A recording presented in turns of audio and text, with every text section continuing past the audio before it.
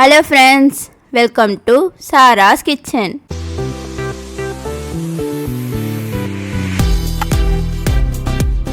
இன்னைக்கு நம்ம ரொம்பவே ஈஸி அண்ட் டேஸ்டியாக கத்திரிக்காய் உருளைக்கிழங்கு பொரியல் எப்படி பண்ணுறது தான் பார்க்க போகிறோம்.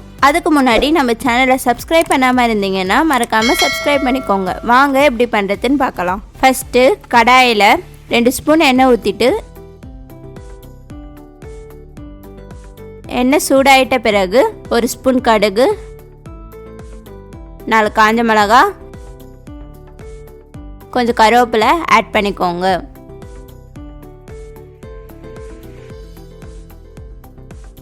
நெக்ஸ்ட்டு 2 ஸ்பூன் மிளகாய்த்தூள் ஆட் பண்ணிவிட்டு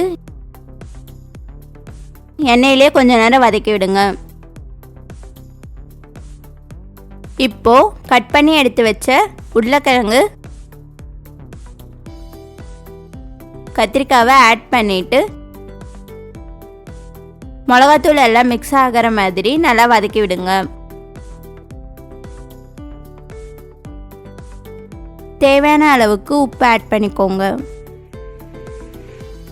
ஒரு 10 மினிட்ஸ் நல்லா வதக்கி விட்டுட்டு இருந்தீங்கன்னா கத்திரிக்காவும் உருளைக்கிழங்கும் நல்லா வெந்திருக்கும். இப்போ எடுத்தீங்கன்னா சுவையான கத்திரிக்காய் உருளைக்கிழங்கு பொரியல் ரெடி.